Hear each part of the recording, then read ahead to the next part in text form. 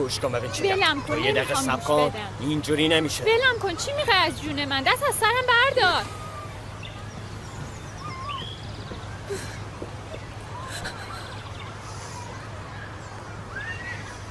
چی شده؟ نیلوفر؟ میگم چی شده؟ بیا اینو ببین.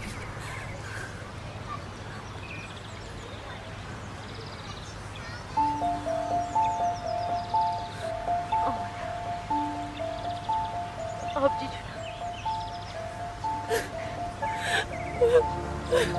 من فعلا خوبم، اما اگه بخوای به پلیس بازیات ادامه بدی همه چی عوض میشه. مگه بهت نگفتن که چقدر جدیم؟ اما اگه نمیخوای پایان زندگی منم شبیه اونی که دیدی بشه، باید هرچه زودتر الماسا رو پیدا کنی. لفتش نده لطیف، خواهش میکنم الماسا رو پیدا کنم، نجاتم بده. عمر اینا دیوونن، نیلوفر الان در خطره. عمر با تو، اما مگه نمیشنوی میگم جونش در خطره. یه دقیقه ساکت. تبلت همراته؟ آره. این ویدیو رو ایمیل کن به خودت. چرا؟ تو بفرست. از این دستور دادنات اونم بی دلیل خسته شدم، میفهمی؟ باشه بشین تا نشونت بدم چی دیدم. آروم باش. نگاه کن. اینو میبینی؟ میخوام اینو توی مانیتور بزرگتر ببینم. باشه؟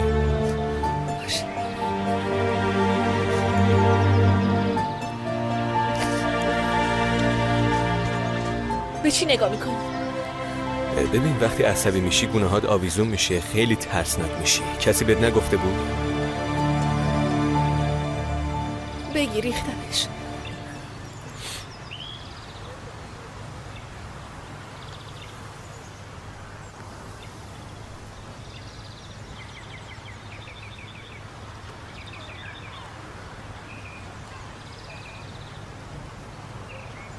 آها ببین از بیرون غذا سفارش دادن، دیدی؟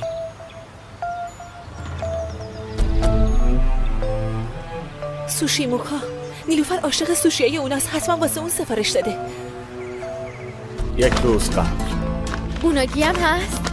مگه میشه نباشه؟ چه خبره؟ چرا انقدر زیاد خریدی؟ چی کار کنم؟ خب واسه من که چیزی نمیذاریدم.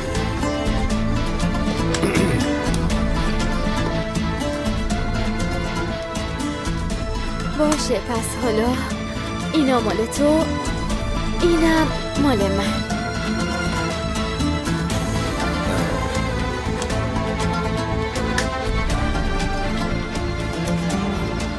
گفتی اسمش چی؟ سوشی موکا. سوشی موکا. خب میدونی اینا چند تا شعبه داره؟ فکر نمی کنم جایی شعبه داشته باشن، فقط یه جا کار میکنه. معلومه خیلی هم طرفدارشون نیستی. 3 تا شعبه دارن. 3 تا؟ زیاده که. حالا از کجا بفهمیم به کدوم شعبه سفارش داده؟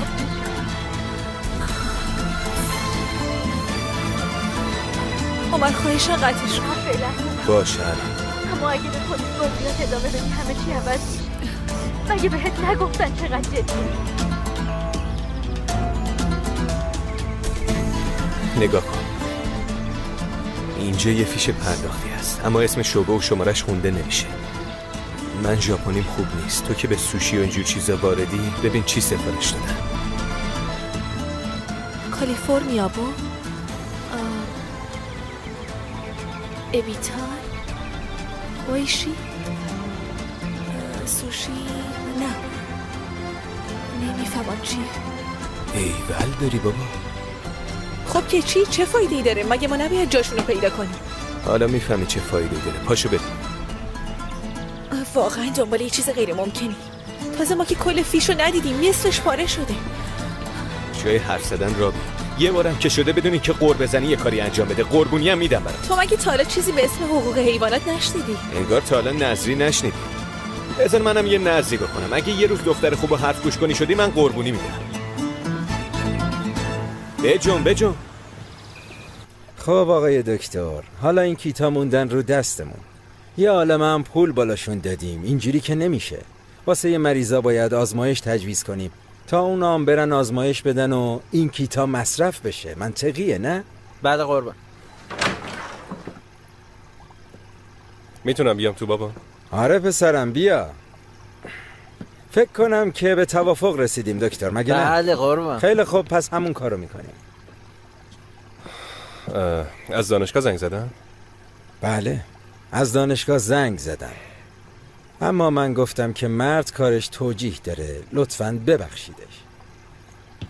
خب بالاخره منم جوون بودم و خوب درکت میکنم که چه حالی داری پسرم. بیا اینو بگیر، برو یکم قواسی کن. نمیتونم برم. چرا؟ به خاطر نیلوفر؟ خیلی بد ولم کرد بابا، اما بالاخره با هم بی حساب میشیم. ببین اون دوست خانوادگی ماست. باشه ممکنه یکم نارو خورده باشی، اما برو حرص و عصبانیت تو جای دیگه خالی کن. این کار برازنده ما نیست پسرم. میچسبم به درسم. این حرف تو باور کنم.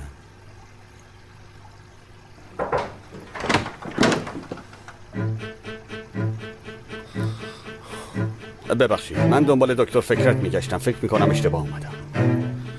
من میرم بابا، ببخشید.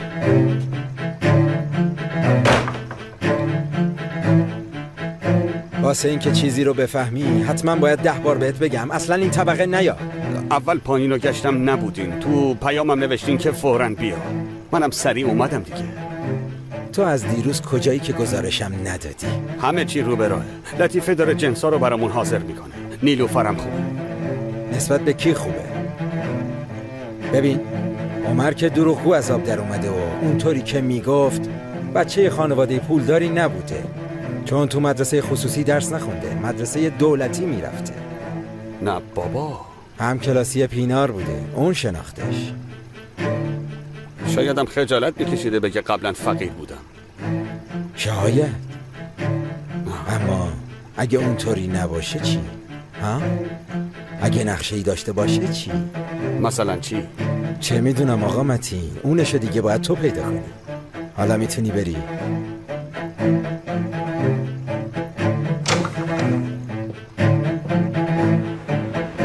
اینجاست. آرتا بهشون گفته که میایم و دنبال کسایی میگردیم که این اواخر این سفارشو دادن. سفارش همه شعباتو؟ تو که میگفتی کوچیکه، فقط یه شعبه است، ولی کارمندی که با کامپیوتر کار میکنه میتونه سفارش همه شعباتو ببینه. سلام.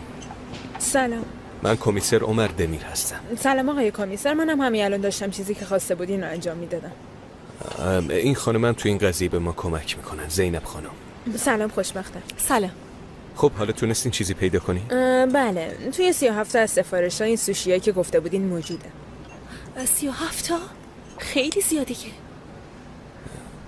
باید لیست رو کوچیک‌تر کنیم. خواهرت سوشی دیگه ای هم دوست داشت؟ بوناگی خیلی دوست داره. مارماهی هم. مسلما اگه واسه اون سفارش داده باشن باید بوناگی هم باشه. تازه مارماهی رو خیلی ها دوست ندارن. پس این کارو بکنیم، توی اون لیست مارماهی رو اضافه کنیم، یه بار دیگه بررسیش کنیم. باشه؟ البته، اما ممکنه جستجوی کمی طول بکشه، چون تا شما بیاین ما همه سفارش ها رو تک تک بررسی میکردیم. باشه، اشکالی نداره، همینجا ثبت میکنیم. البته بفرمایین، راحت باشین. اونجا بشینی؟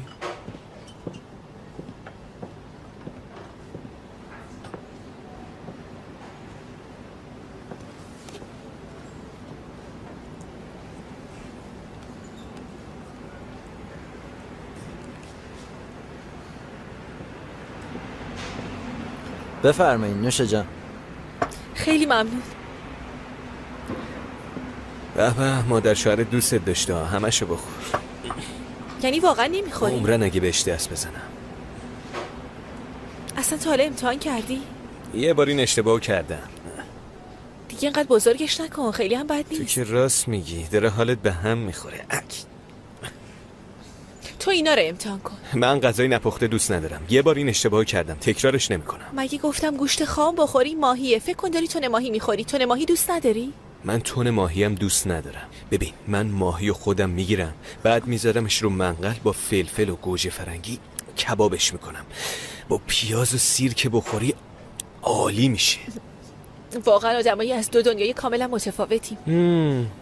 اون موقع که نون مخصوص مادرمو میخوردی نمیگفتی آدمای دو دنیای متفاوتی؟ اون واقعا خوشمزه بود. تازه من هر چیزی که تو پیشنهاد میدی امتحان میکنم. خب تو هم میتونی امتحان کنی. نمیخوام بابا، من سوشی موشی حالیم نمیشه.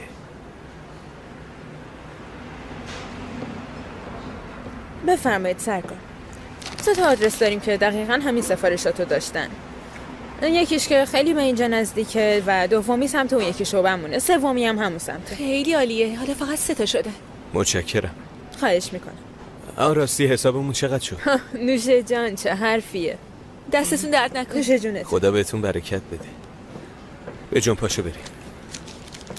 آدرس ها رو ببینم. جلو بیا فینا. خب اول کجا میریم؟ اول به اونایی که همین سمتن سر میزنیم، بعدش میریم اونی که دورتره.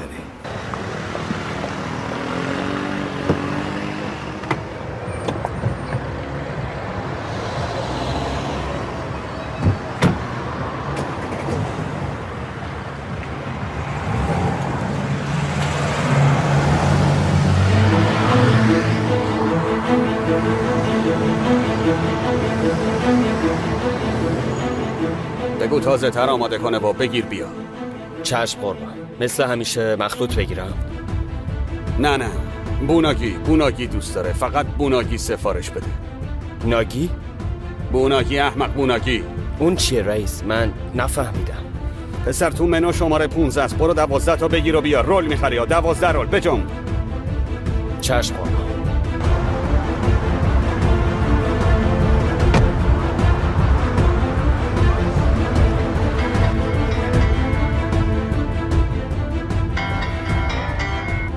بله بفرمایید.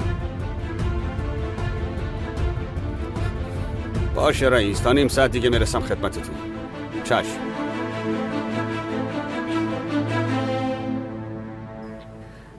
واقعا ممکنه اینجا باشن؟ اینجا محله بزرگی، خلوته.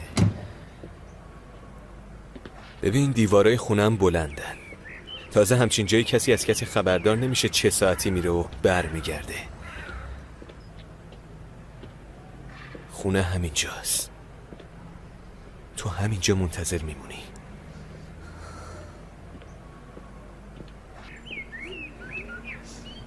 منم میام. از بلاهایی که سرت اومد عبرت نگرفتی؟ اگه بلای سرت بیاد چی؟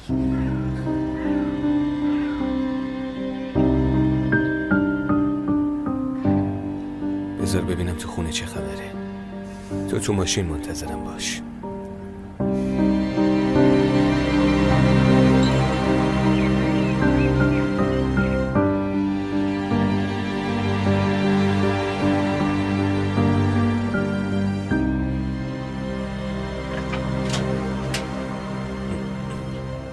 بفرمایید. روز بخیر. ممنون، بفرمایید. روز بخیر. ما از شرکت سوشی موکا اومدیم. بله امرتون. 2 روز پیش یه سفارشی به ما داده بودین، یادتون اومد؟ بله. مشکلی در رابطه با پرداخت پیش اومده؟ نه مشکلی در پرداخت نیست. ما میخواستیم یه آماری بگیریم بدونیم که سوشی ها مورد پسند شما بوده یا نه. راستش من دوست ندارم. همسرم سفارش داده بود. خوب بود؟ آره خوب بود. ممنون از شما. شما فرمودین از سوشی موکا اومدین ولی کلاه و لباس فرم و ماشین اونجا رو ندارین. جناب ماشینمون اون نیست، اون پشت پارک کردیم. لباسمون هم توی ماشینه. و الا از کجا میدونستیم سفارش دادین؟ خوبه.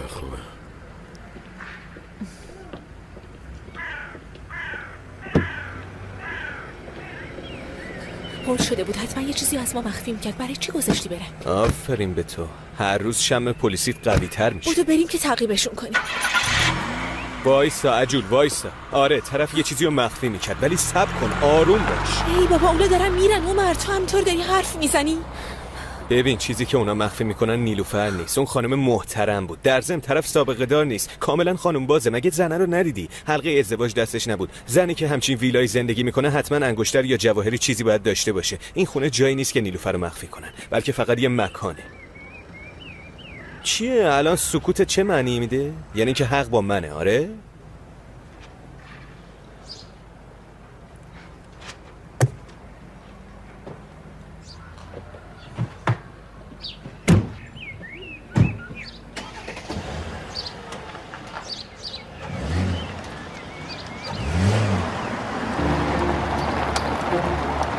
خیر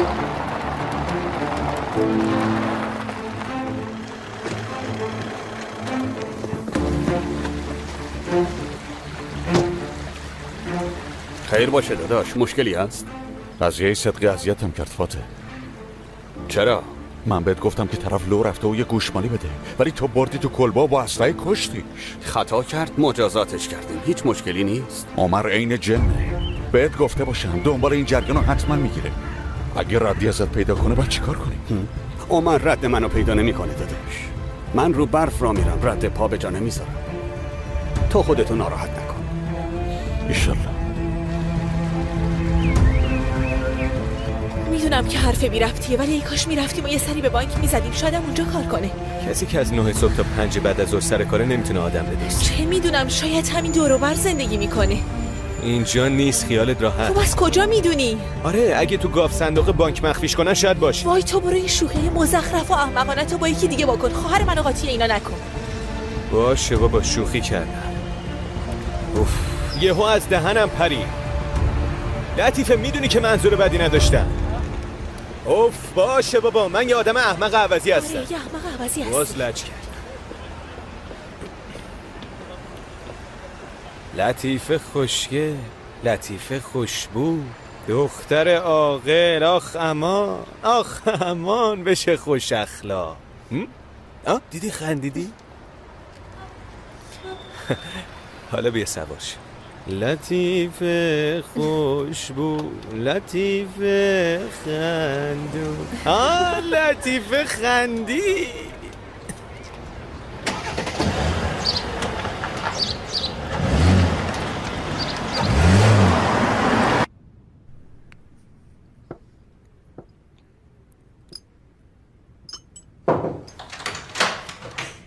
میشه بیام تو؟ وسایل تو چیدی؟ خوب شده؟ خلیل تو حیاط یه بند رخت پیدا کرده، منم آویز درست کردم. خب حداقل لباسام چروک نمیشه. یکی هم به هم رادیو داد، گفت هدیه خونت. چند تا کانال بیشتر نمیگیره، حتما باید بچسبونی به گوشت تا یه چیزی بشنوی، ولی خب یه صدایی هست دیگه.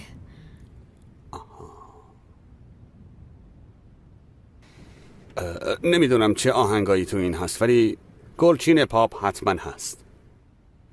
من دوست دارم. فعلا با این سر کن، فردا برات یه چیزی میارم که باهاش موزیک گوش بدی. واقعا؟ اگه چیز دیگه هم میخوای بهم بگو. من همه ی فیلمایی که داده بودی و دیدم، برای همین اگه چند تا دیگه بیاری خوشحال میشم. میارم.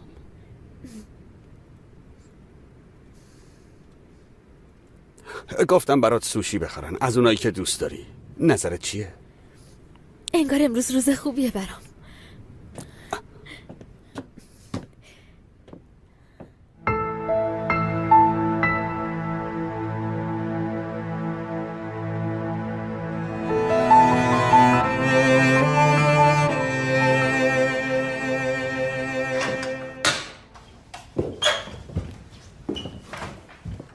اینا که همش بوناگیه. ازت ممنونم.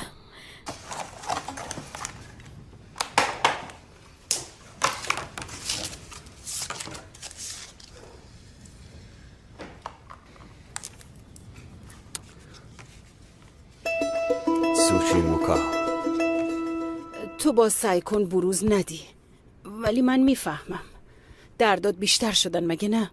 میدونم. قصه نخور، دیگه کم مونده، دارم میرم. کجا؟ خب معلومه، پیش دخترم. بگو توبه، توبه کن مرد. البته که میری پیش دخترمون، میریم سر قبرش و فاتحه میدی براش، گل میبریم. سیبلم میبینه که با پای خودت رفتی سر قبرش. میدونی همه داروهایی که این دکتر جدیدت داده رو خریدم. اونا برای دردات خیلی بهترن. یکی هم اگه فیزیوتراپی انجام بدیم دیگه کاملا خوب میشی ایشالله.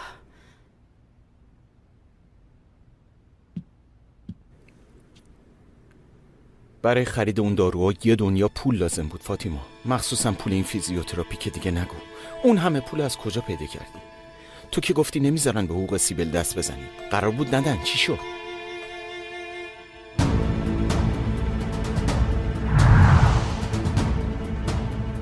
مینه کاظیم شما این؟ نه، دختر منه. خب اگه دخترتون اینجا نباشن که نمیتونیم خدمات بهتون بدیم. حساب به اسم اونه ولی خب مشترک بین من و اون. بذارید ببینیم. فاطیما آنات شما هستی؟ بله. کارت شناسایی لطفا. بله البته. گفتین دخترتونه، منم فکر کردم حساب ایشونه. 57,000 تا دارین، چقدر میخواین؟ 1000 تا میخوام. باشه؟ نه، 1500 تا باشه. عزیزم من سال هاست که مثل سگ تو خونه های مردم کار میکنم. تا امروزم دسترنج خودم رو خوردم، خدا رو شکر. خدیجه مگه برای بابات غذا نمی آوردی دخترم؟ پس کجا موندی؟ فاطیما ولش کن، بذار بره دختره با خیال راحت درسشو بخونه. من که گرسنم نیست. خیلی وقت سرش توی کتاب و درسه. بس دیگه بیاد به من کمک کنه. خدیجه مامان دخترم پس غذا کو؟ خدای خودت به هم صبر بده ای خدا. داشتم روزنامه رو میخوندم. خب خوندی؟ تموم شده؟ خبرهای خوبی هم داشت؟ بیا خودت ببین. چی شده؟ مگه بمب توی کشور ترکیده؟ اون داداش عمره؟ من که مطمئن نیستم. پسر چیزی شده؟ خدا نکنه، بده ببینم.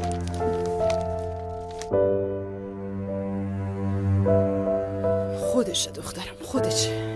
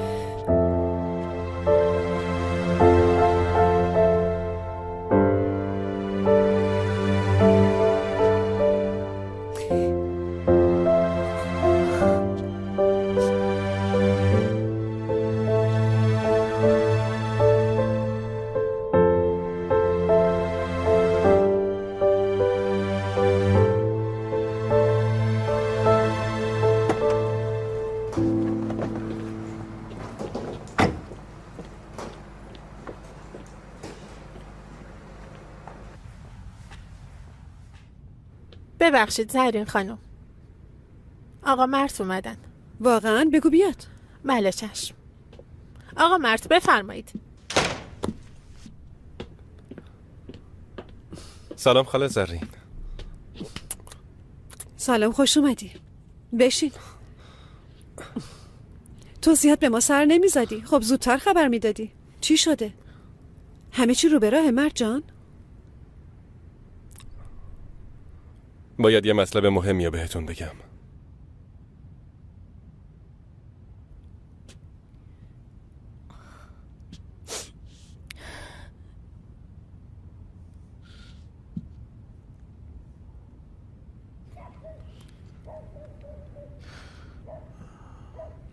خب من پلین از طرف چیدم واقعا عذرخواهی میکنم. 10,000 بار 100,000 بار عذر میخوام. تو که گناهی نداری، ولی من تو زندگیم بار اولی بود که همچین احساس بدی داشتم. اینقدر برام سنگین بود که آرتا اون چه حرفایی بود که بهم زد هنوز باورم نمیشه.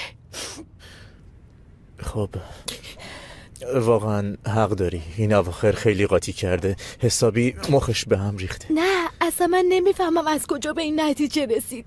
اگه من همچین آدمی باشم آره درسته، ولی تو همکار منی، از هرچی که بگذریم تو داداشم به حساب میای.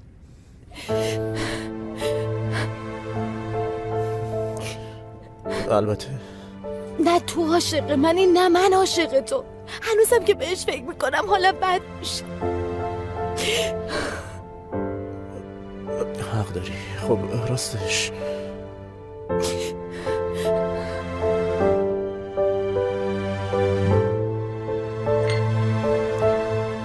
ممنونم. خواهش میکنم. خب مرد، گوشم با توه.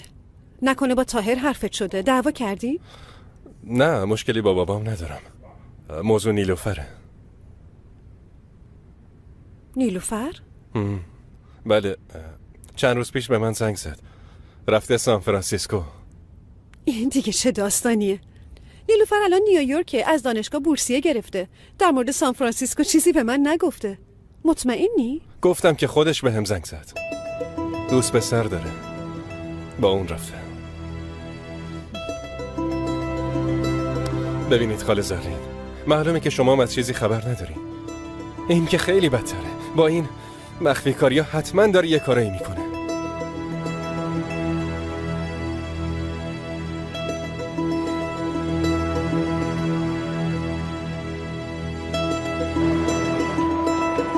اگه بهت نمیگفتم چراغ بنزین روشن شده هنوزم به رانندگی ادامه میدادی، وسط رو گیر میکردی. تو هم نمیدونستی بدون بعد اینکه چراغ بنزین روشن شه حداقل 40-50 کیلومتر راه میره.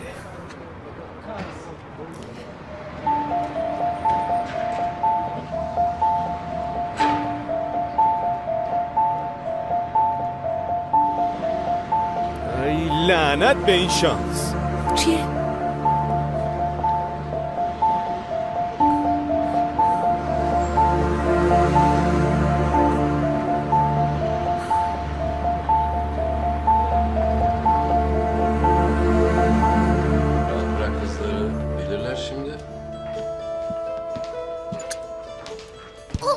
ببین بازم چشش به تلویزیونه.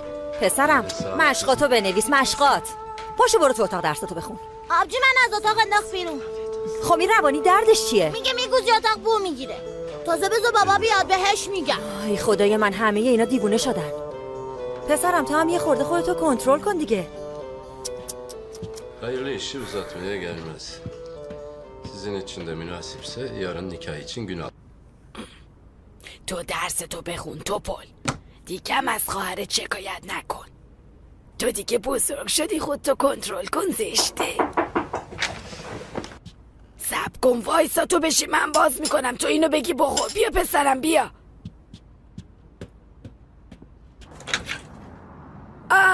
فاطیما جان بیا تو بیا. نمیام آبجی الوان. عمر هست؟ هنوز نیومده. خیلی باشه چیزی شده؟ بشیر چیزی شده؟ آره چیزی شده. بیچاره از بس گریه کرده که داره هلاک میشه. از یه طرف ما عزادار دخترمون هستیم، از طرف دیگه این کار عمر دردمونو بیشتر کرد. اینو بگیر، بدش به عمر، بهش بگو هم ما رو هم سیبلو فراموش کنه. از این به بعدم اصلاً پاشو تو خونه ما نذاره. چی شده فاطیما خانم؟ چرا اینقدر از عمر عصبانی هستی؟ خودش میدونه چه غلطی کرده. وایسا فاطیما وایسا. ببین قبل اینکه چیزی ثابت نشه زود قضاوت نکن. ما دخترمونو بهش داده بودیم، در خونمونو به روش باز کردیم، اونو پسر خودمون دونستیم، بهش گفتیم عزیز ما هستیم، ولی اون در برابرش چی کار کرد؟ قبل از اینکه خاک دختر من خشک بشه رفته دنبال یه دختر دیگه و پی خوشگذرونی. اینطوری خاطر حرمت مرده رو نگه میدارم. تازه به من میگفت فاطیما خانم تو گریه نکن. بهم گفت قسم میخورم قاتل سیبلو پیدا میکنم. به ما میگه دنبالشونه ولی معلومه کاملا معلومه که دنبالشونه. باید میفهمیدم از اینکه خونه ما نیومد و هیچ حالی از ما نپرسیده خبری هست، ولی حتما باید اینا رو میدیدیم. ببین عمر شب و روز نداره، همش دنبال قاتل سیبله. فقط با دیدن یه عکس زود قضاوت نکن، عمر رو گناهکار ندون، بعدن خودت پشیمون میشی. اگه از پشت بهم خنجر میزدن اونقدر درد نمیکشیدم. به هیچ وجه حلالش نمیکنم، هیچ وقت.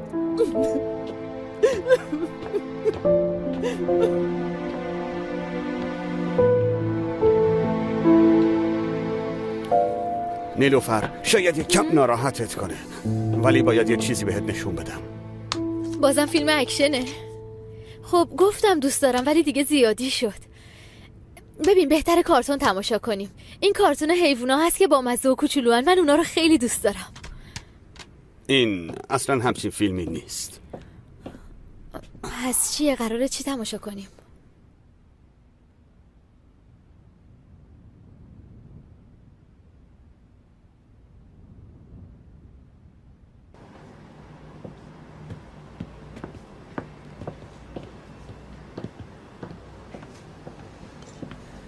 خسته نباشین. کمیسر عمر دمیر هستم. قرار بود از شعبه کورجات باهاتون تماس بگیرم. بله بفرمایید. ما دنبال آدرسی هستیم که دیروز بهتون سفارش داده. حتما از طرف این شعبه به مشتری رسوندن. حتما بوده، ولی امکان نداره همه سفارش رو به خاطر داشته باشیم. یه لحظه، این جریان امنیتیه، خیلی مهمه. قبلا از مرکز آدرس‌ها رو گرفتیم. از شعبه شما یه سفارشی با این مشخصات ارسال شده، ولی آدرسش نامفهومه. برای همین خدمت رسیدیم. بله حق با شماست. آدرس یا ناقص گرفته شده یا ناقص وارد سیستم شده. ولی چون ارسال شده اینو باید عثمان بدونه. پیکمون الان رفته یه سفارش به مشتری برسونه. شما بفرمایین بشینین، ما حتما کمکتون میکنیم. خب میتونین به این آقا عثمان یه زنگی بزنین؟ آخه ما عجله داریم. حتما. ببینم کجا مونده. تو برو بشین. عثمان کجایی؟ فهمیدم. یکم زود بیا. چند دقیقه دیگه میرسه. زیاد دور نیست. بفرمایید بشینی.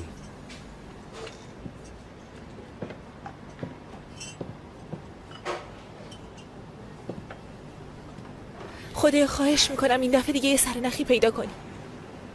از اینکه این خوشحال شم و بعدش ناراحت بشم دیگه خسته شدم. اگه بازم دست خالی برگردیم تمومه. دیگه چیزی دستمون نداریم. لطیفه، هیچی معلوم نمیشه. درست تو آخرین لحظه ممکنه همه چی تغییر کنه. برای همین ناامید نشو.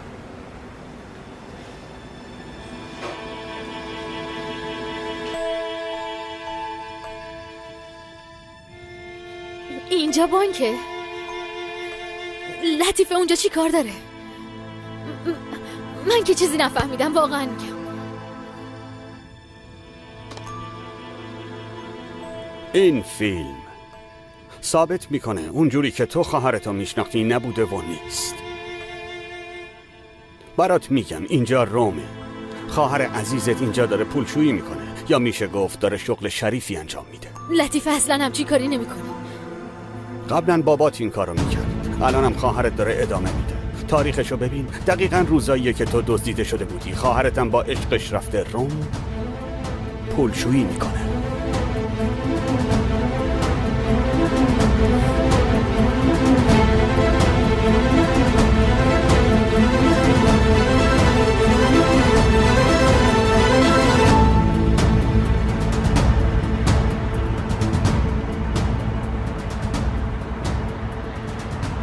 مامان چی شده؟ هولیا گفت کارم داری. یه بلیت برا من با اولین پرواز به نیویورک بگیر. وا چرا؟ میخوام برم پیش نیلوفر تا خیالم راحت شه. حالا دیدی نگران شدی؟ تو همین قضیه بورس رو باور نکردی مگه نه؟ میخوای بری و با چشای خودت ببینی؟ به دخترها اعتماد دارم، ولی به هر حال دل مادر دیگه. حس میکنم کاسه زیر نیم کاسه است. تا نیلوفر رو نبینم خیالم راحت نمیشه. باشه، بلیطو خریده شده بدون. مرسی.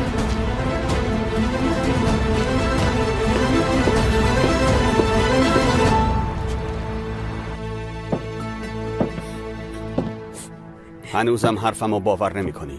نیلوفر خواهر تو سلطانه پولشویی بزرگی. تو میخوای چی کار کنی ها؟ گوش کن.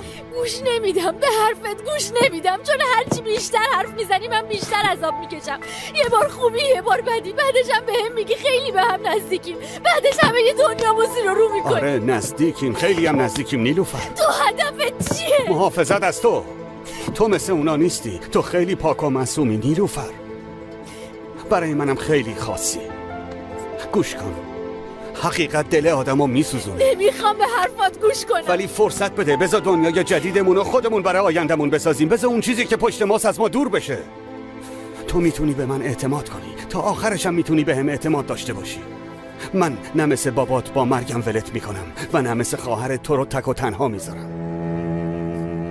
من همیشه کنارت میمونم، همیشه و همه جا.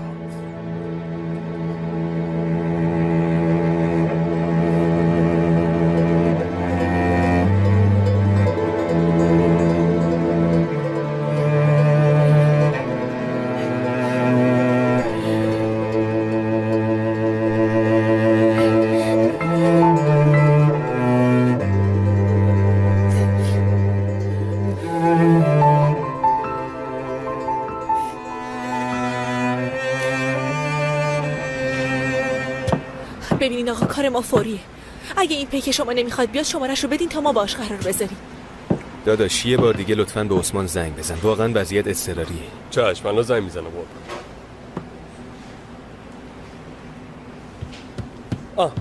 بفرمایید دوستمون اومد. آقا عثمان. بفرما داداش. من پلیسم، راحت باش. ازت میخوام خوب فکر کنی باشه؟ این سفارشو به کدوم آدرس بردی؟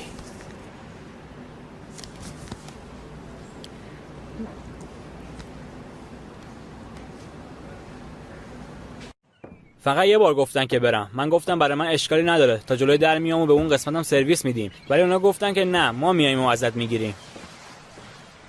لطیف خودشونن. خب اگه یه بار دیگه ببینی میشناسیش؟ مگه میشه نشناسم؟ 100 تا بهم انعام داد، تو مغزم هکش کردم. همینجاست. سفارش همینجا ازم گرفتن. اینجا؟ آره. پس سفارشو گرفت و زود رفت؟ بله، سوار کشتی شد و رفت. نگفت کجا میره؟ نه. ببین داداش عثمان، خوب فکر کن، این موضوع خیلی مهمه. حتی یه حرف جزئی و کوچیک هم میتونه به دردمون بخوره. خوب فکر کن، نشنیدی درباره یه دختر حرفی بزنه؟ بله سوشیا رو برای دختر پولدار میبرد. تلفنی با یکی حرف میزد، گفت باشه الان میام. از همونی که گفتی داداش، از همونی که دختر دوست داره. گفت من چه میدونم قضیه پولدارات چیه و از این حرفا. اگه دقیقا این جمله ها نباشه، یه چیزی تو این مایه ها بود. خب بویوکادا، هیبلی، بورگاس ها؟ اصلا همچین چیزی شنیدی؟ یارو خیلی رمزی با طرف حرف میزد، یه چیزایی هم از زبونش پروند. گفت این کشتی رو از دست دادم، ولی مثل اینکه گفت تا 45 دقیقه دیگه به بورگاز میرسم.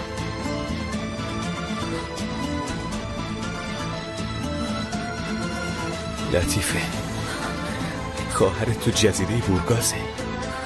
اگه تو جزیره کرانلی باشن چی؟ مگه نشنیدی چی گفت؟ اگه کرانلی باشه نیم ساعته، بورگازه که 45 دقیقه است. میتونم برم قربان؟ باید برگردم سر کارم، میدونیم که. دمت گرم داداش، دستت درد نکنه. خدا به تو. خیلی ممنونم ازت، متشکرم.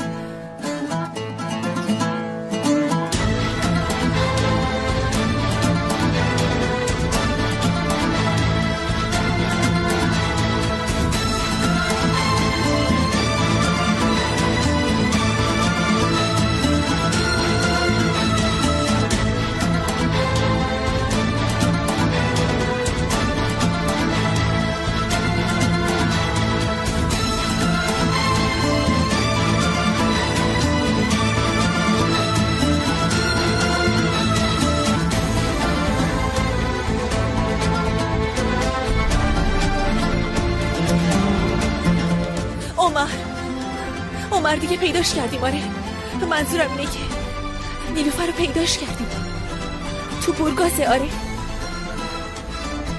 لطیفه، پیداش کردیم. خواهرت اونجاست.